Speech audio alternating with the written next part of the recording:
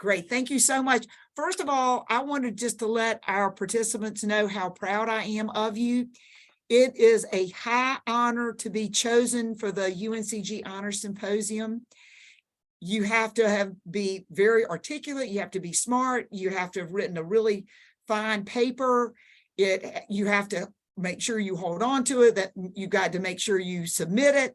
It has to be chosen, and then you have to digest it and put it into words in a presentation so everybody can enjoy it. And that is on top of many of your other responsibilities of being a full-time student and active in community or on-campus activities or working a job. So my hat is off to all of you. You are all successful. You're all winners. We're very, very proud of you. And so it is a great honor for me to introduce our speakers today. The first one is Oriana, and Oriana is a sophomore at UNCG. She is a psychology major with a minor in human development and families. She is part of the Lloyd International Honors College, and her paper comes from the first philosophy class she ever took, specifically the philosophy of sex. And Oriana, I just want to let you know, having read her paper, Oriana has done a marvelous job on exploring her observations of Kathleen Stock's essay entitled Sexual Orientation, What Is It? And so what we are going to do today is we will learn what Stock has described as the orthodox account and the possible concerns with this approach. So Oriana, the floor is yours. Thank you so much for being here, and we can't wait to hear from you. Thank you very much. Let me make sure this is on. It's taking a second. I'm trying my video on. Okay, hi. So I didn't really prepare a presentation. I'm just going to put my paper up so that way, just in case anyone can't hear me, you can read along with me and whatnot. But just to give a brief overview, this is the first psychology class I've ever taken, and it was with Dr. Bolte, of course. And it was such a great learning experience, and being able to dissect Kathleen Stock's position on the orthodox account and really navigate the generational distance between how she thinks and how the younger generation thinks, especially us, and how we approach gender and sexuality and sex. It was interesting to notice the disconnect in real time, but also make an attempt to at least understand her perspective. But I definitely have some words and some critiques regarding all that she had to say. So without further ado, I will share my screen.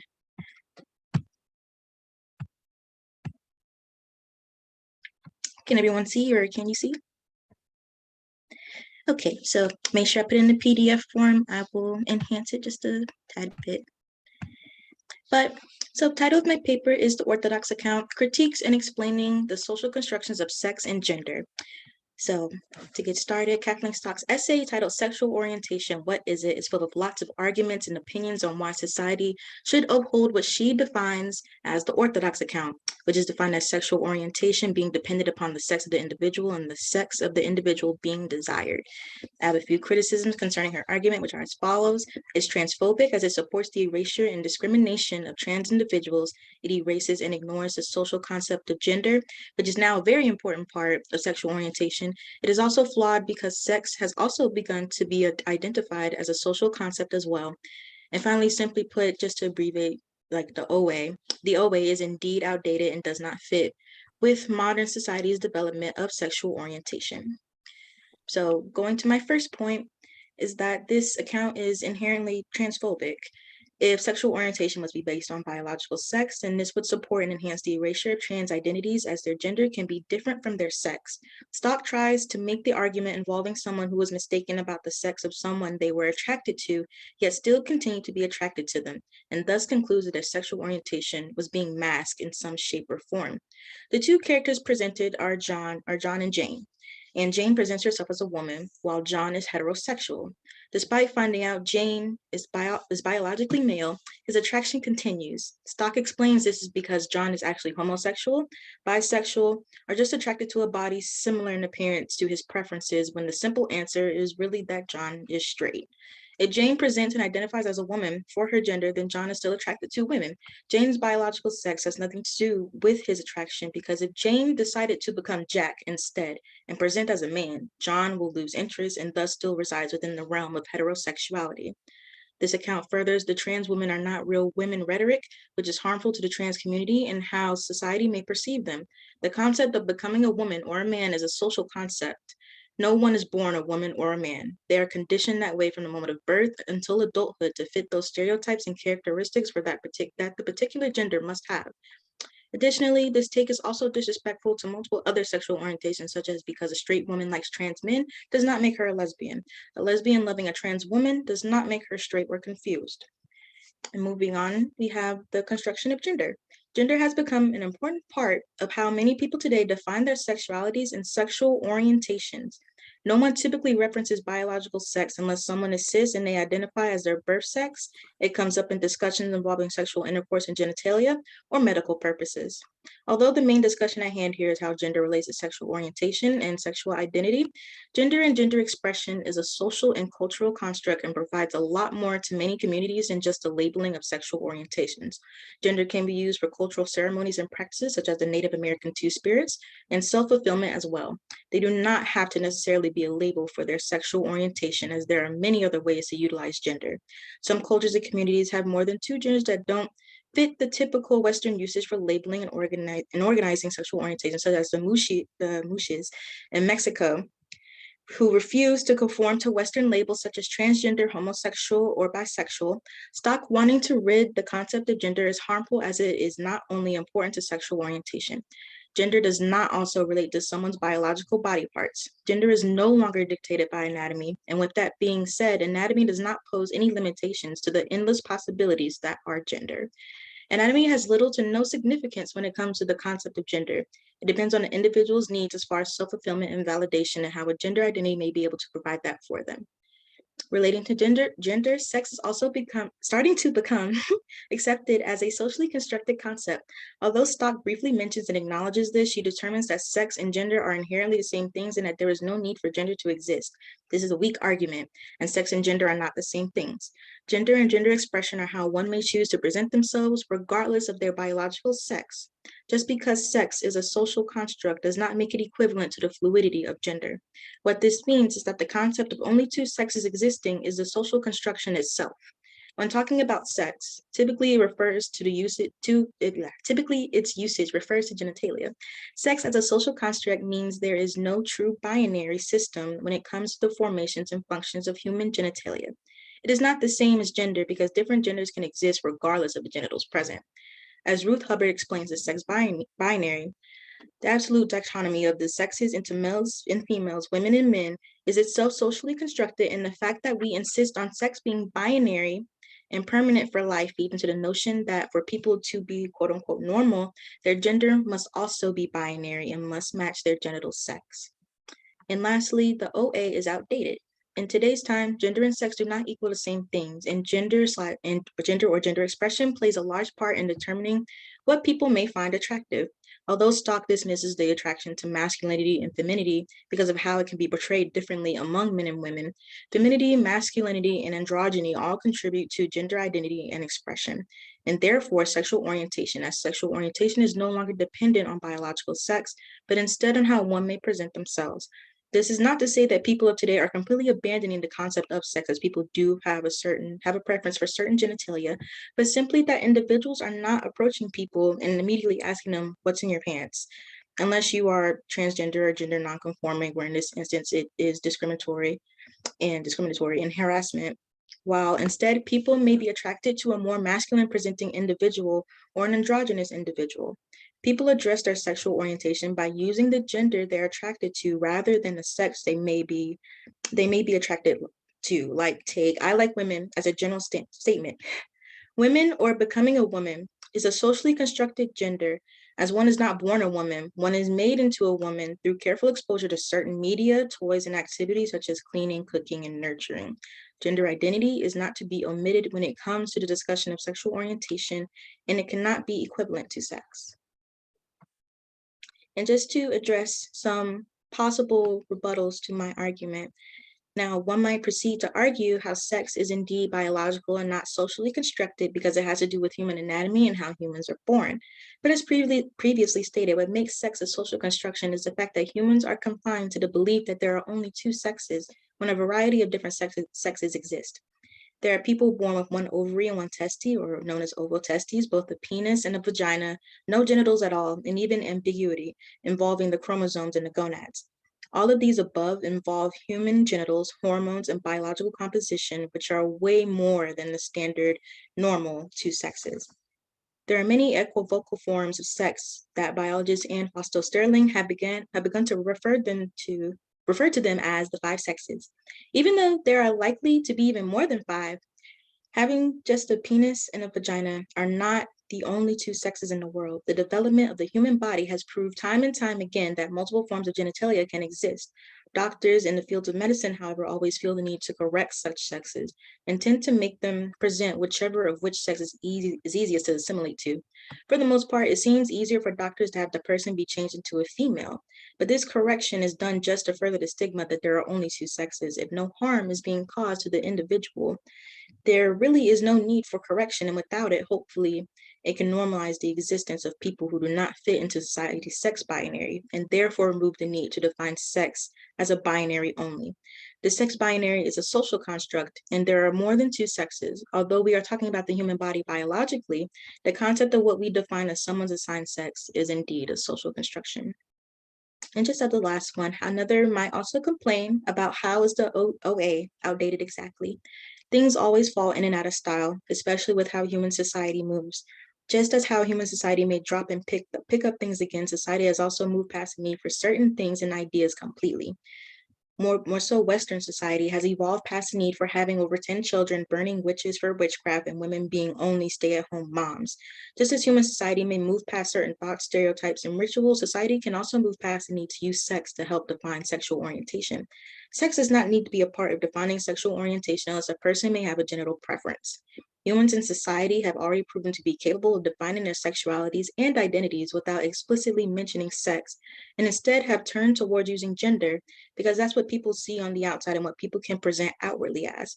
Using gender to define sexual orientation is now the standard way of how people make their sexual identities known, and it's becoming widespread. People typically ask, "What's your gender?" instead of "What's your sex?" And although the two can be used interchangeably, currently in society, gender is what's typically used for self-identification, sexual orientation, and even expression. In some cases of defining gender identities and sexual orientation, the concept of sex may be non-existent, but sex is still an important part of defining human sexuality, but it is not the standard anymore, and therefore society has moved past the need to use it to define their own sexualities. The OA may be holding back a portion of society who refuses to learn about gender and how gender relates to sexual orientation. But in order to progress, people must be willing to understand and change or adapt. And that is all I have for you in my sources. But yes. Yay! Good job. So, first of all, I think we've got time for maybe one question, just to see. I'm going to open it up. Does anyone have any questions? Okay, so Marissa, it looks like Marissa has a question. Or sorry, that was a clap. oh, it's a clap! Yay! You did really great. That was amazing. There you go. Yay! So, Oriana, I have a quick question. How did you learn about Kathleen Stock's essay? I learned about Kathleen Stock's essay through Dr. Bolte's class. We read the 8th edition of I forgot the title of the book, but it's a philosophy book, and it has multiple philosophers or non-philosophers and people just sharing their opinions on the actual action of sex, gender identity, what's taboo and what's not, BDSM, like what, sex as a whole in humanity, and what does it mean for people. And Kathleen Stock essay was in it. And, as much as there are supportive arguments for sex in that book, there are also, non-supportive arguments and things that will probably go against a lot of views. And Kathleen Stock's essay is one of them. She is, I think she still is. She's a professor at a big university somewhere. And her paper caused a lot of discourse. Her opinion caused a lot of discourse. But she's still there. She still supports her opinion and whatnot. She's allowed to do that. But there were lots of critiques other than mine. There are lots of critiques other than mine that were expressed to her paper. But I learned about her paper originally from that book. Gotcha. Well, Thank you. You did an excellent job, and it was very well researched, and we're extremely proud of you. Let's give her a big hand. Thank Everybody. you. Yay! I appreciate it.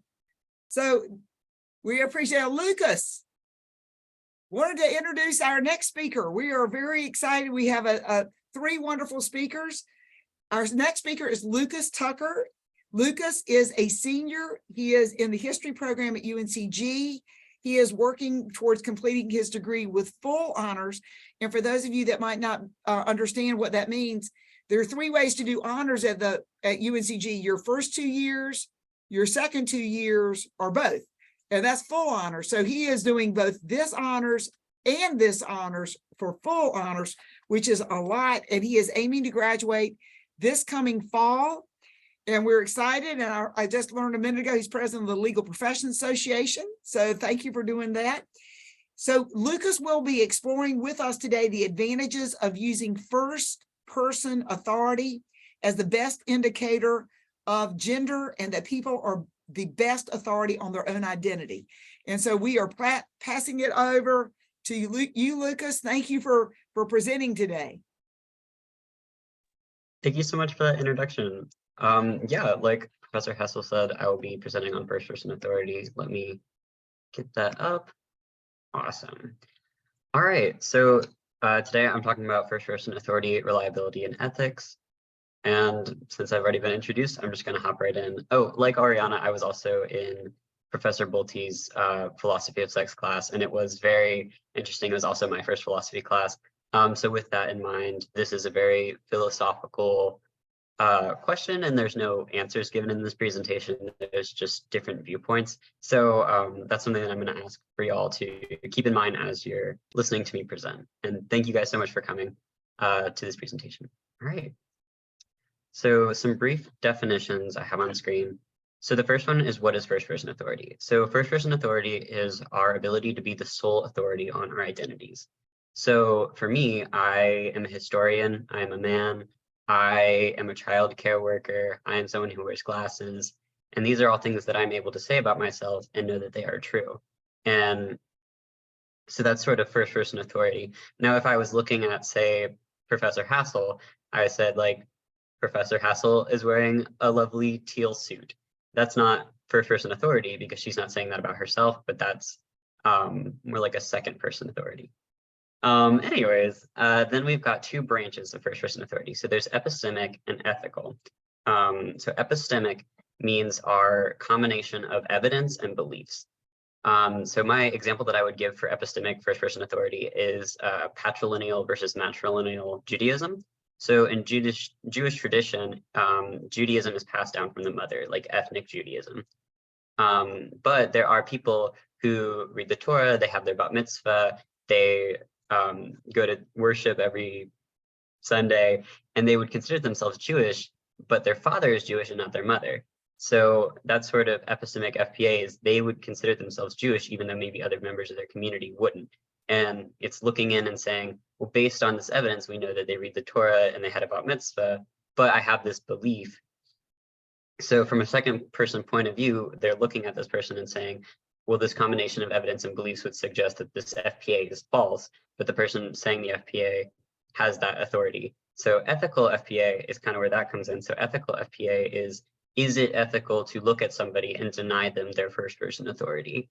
So when we say something about ourselves and have it be true, is it ethical for a second person to come in and say, well, because this, and this, I don't believe it?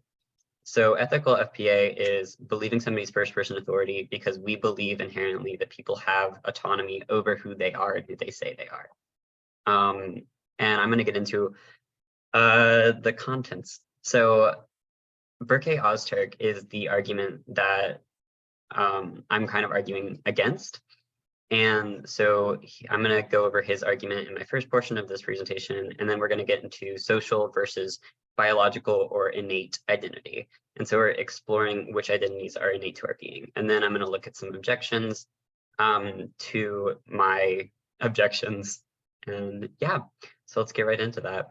So Berkay-Ozturk wrote The Negotiative Theory of Gender Identity and the Limits of First-Person Authority. And that is also in the Philosophy of Sex 8th edition that Oriana referenced earlier. So his main critique is that first-person authority is limited because it doesn't apply to other groups.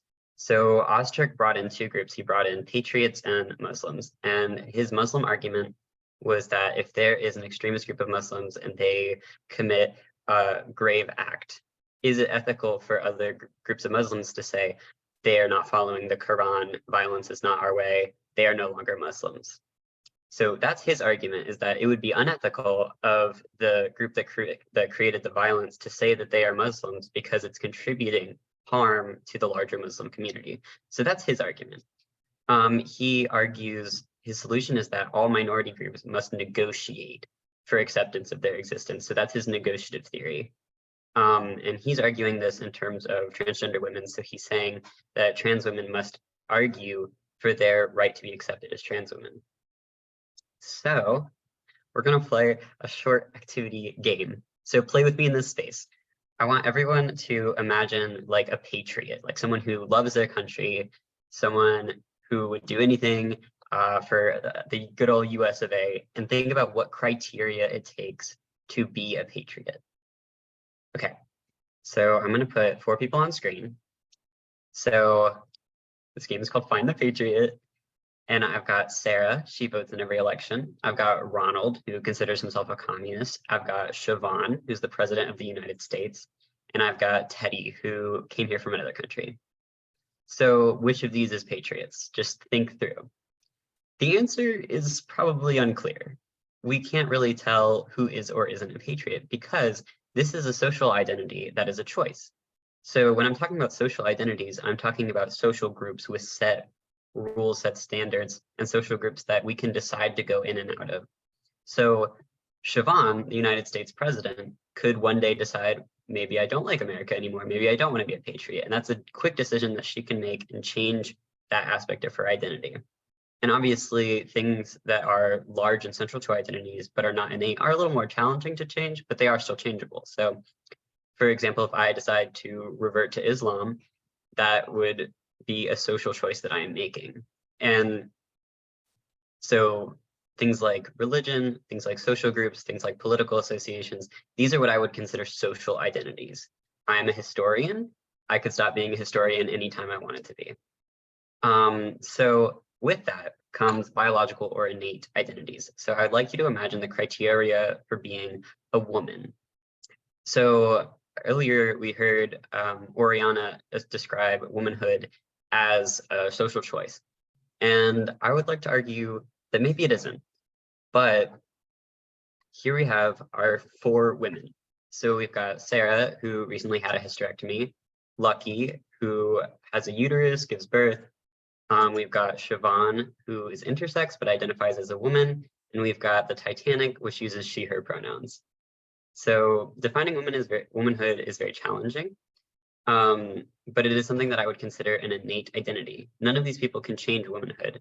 And with that, none of these women are defined by certain sex characteristics because, like Oriana was telling us earlier, gender and sex are 2 different things, but sex can, change. Like Siobhan is intersex, but she identifies as a woman. Sarah has had changes to her sex characteristics, but she still identifies as a woman. Now, I didn't put like a trans woman on screen, but I would argue that being a woman is also innate to a trans person because trans people do not choose to be trans. I would like to bring up the case of David Reimer, which I wasn't going to bring up, but I was very inspired by what Oriana was talking about. So David Reimer was born male, and during his circumcision, they accidentally botched his genitals. And so his family and his doctors agreed to raise him as a woman. And despite all of the social conditioning, despite all of the gendered messaging, David was very unhappy in this life, and he reverted back to being a man, and he started testosterone and he got reconstructive surgery because he was still a man despite having been raised a woman, despite being told that he was a woman. I would also argue that being the gender that you are is very innate to trans people because being trans is very expensive. It comes at a high social cost at the moment. It is not a choice that people are making. So I would like to reconsider the idea that gender is innate. And this is sort of where Ozturk's argument falls apart as well. He's saying that we cannot trust first-person authority because first person of authority does not apply to social groups. However, because gender is something that is innate, it is therefore excused from this policy that he's making of negotiative theory, because you shouldn't have to negotiate the gender that you are because it is something that is innate to your being. Of course, there are some limitations of this thought. Gender is a social construct, but it is also something that we can't really change or help about ourselves. For example, race is a social construct, but race is still something that is heavily impactful in our society. I cannot change the race that I am, and no one else can change the race they are. Even though race is something we made up, it still affects how we live our lives.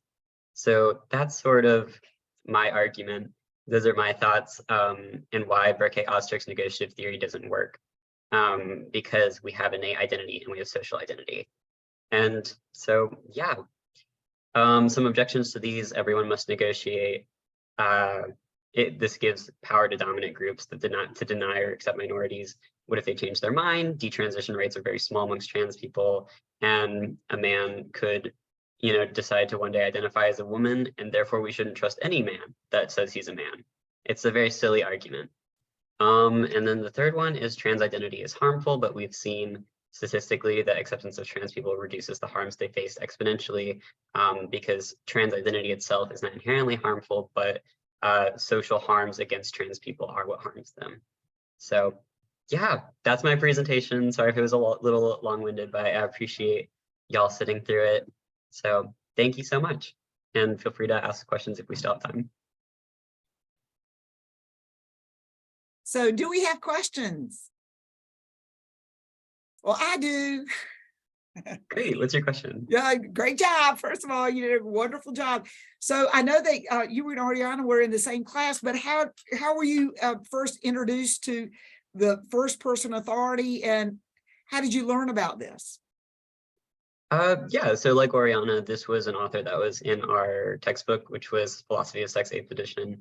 But we also had a whole class period where we just deconstructed this argument and thought through different arguments about why it could be wrong. And my social versus innate argument is just one of many, because it's philosophy. So, there's lots of different ways to think about lots of different things. So that's a good question. Thank you. Well, sure. Thank you. I greatly appreciate it. It was, it's fascinating to see the different sides. And it's like, when I was reading all three of y'all's papers, like, I didn't know that. Wow, that, so anyway, great job. We appreciate it.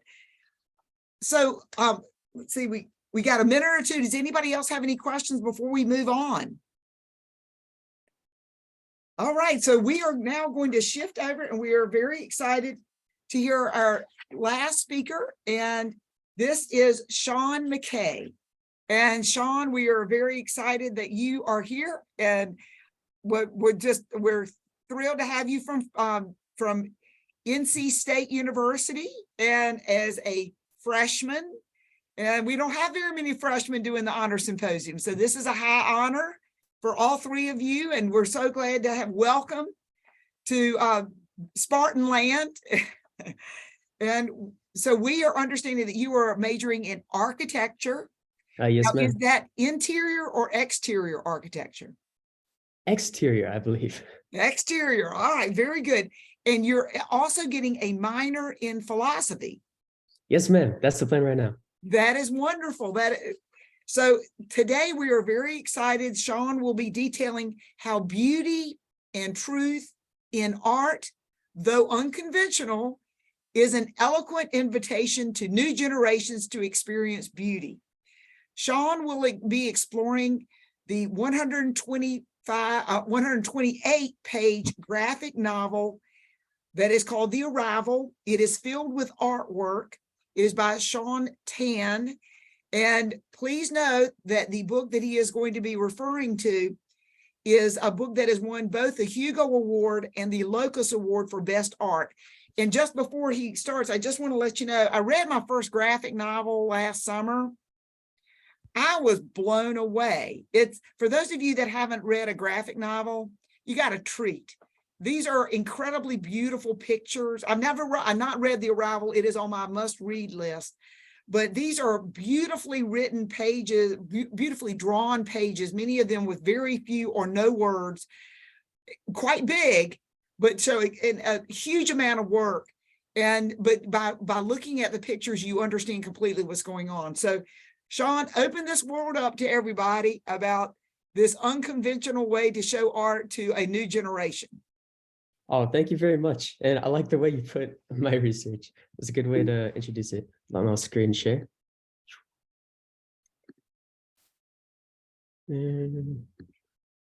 All right. And it was very difficult to condense my research into 10 minutes. So I had to cut some things off, but it should still go well, I believe.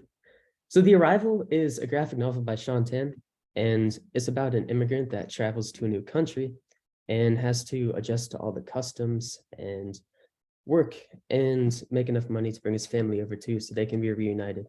And the novel creates this fascinating experience where it's wordless and there are symbols all throughout the book that are just gibberish. You can't understand it. That recreates the experience of being an immigrant. But so just a little introduction, because I realized I didn't actually summarize the book in my presentation. Now, in The Arrival, oh, hold on. There we go. In The Arrival, spectral clouds and shades of sepia and gray splay across woven skies. Paper birds caress the clouds as they dodge the floating forms of flying boats and bright balloons. Speechless souls stride through cities of golden fantasy, seeking respite from the black nightmares buried in their pasts. In The Arrival, Sean Tan envisions an ethereal world, simultaneously familiar and foreign, perilous and playful, alien and alluring. Breathtaking spreads contextualize carefully curated intimacy in an environment of thoughtfulness and intentionality to the smallest detail. The novel is, in short, beautiful. As an emerging art form, the graphic novel has little precedent in aesthetic philosophy. Nevertheless, the work of thinkers concerned with the human experience of beauty, from Schopenhauer to Bachelard to Scruton, is eminently applicable. In turn, a close analysis of the experience of comics provides a new perspective on the human perception of reality. Sean Tan's The Arrival supplies a useful case study for this inquiry, being largely created by a single artist, being wordless and replete with visual elements. The novel retains the beauty of art, the structure of storytelling, and the exclusive functionality of comics. Upon shattering the beautiful whole facets of Tan's work, the archival, the human, the surreal, the sublime resonate with underlying philosophy. And my research sought to explore the notion that a cross-analysis of art and thought, practice and theory might yield new insights into both.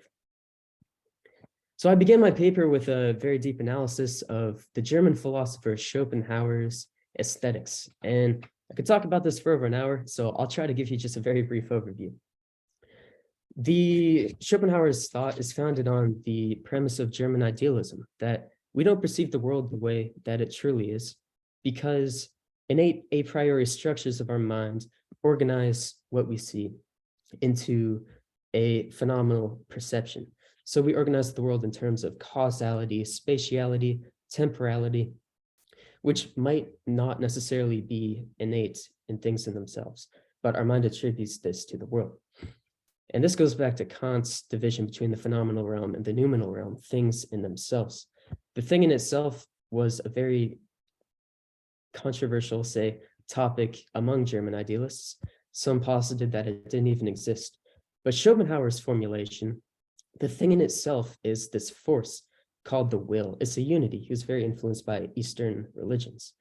And this will is a sort of restless striving. It's this constant desire that's necessary for survival, but it means that we as humans perceive the world through relational states. So we see food as a means to assuage our hunger. We see a hammer as a tool to hammer a nail, but we don't necessarily perceive these phenomena in themselves. So to Schopenhauer, the purpose of art is to free us for a moment from this slavery to the will, to experience the world as it truly is, impersonally, as a collection of ideas rather than motives. And also the central point here would be that art gives us a glimpse of the way things really are. And according to Schopenhauer, the way things really are would consist of these ideals, Platonic capital I ideas, like from the allegory of the cave.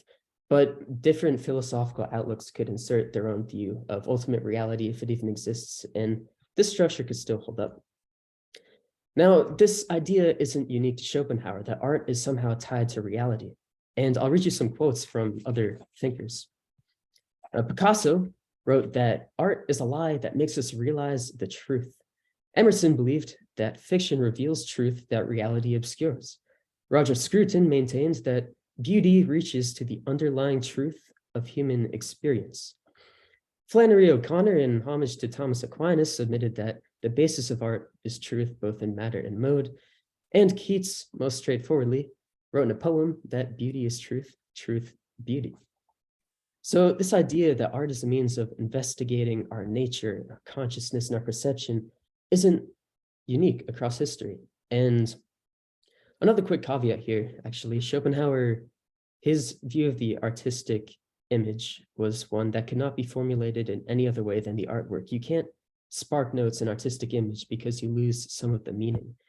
He wrote that the specific reality of an image is both the subject of the artist and the joy of the perceiver.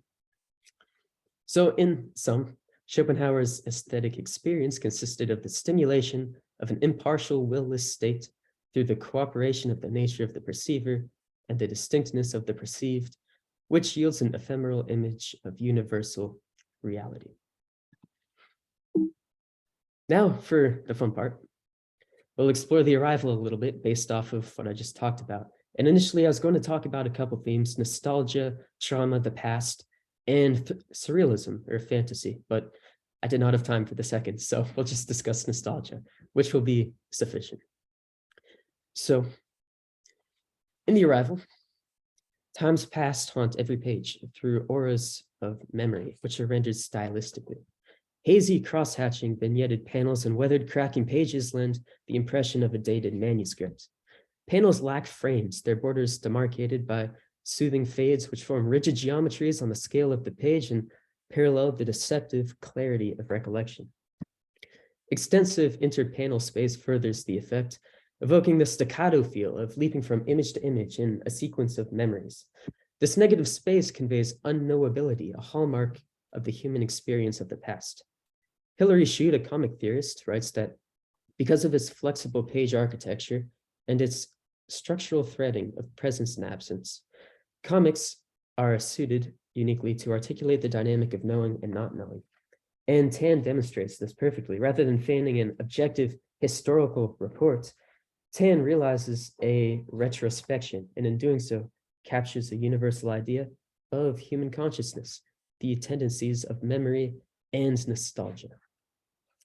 Consider Tan's repeated modulation of scale. I forgot to change slides a few times. Here we are. His progression from a clasped pair of hands or a framed picture on the wall to city-spanning spreads. A significant portion of the arrival's narrative movement derives from this interplay between the intimate and the vast, which echoes the workings of the human memory.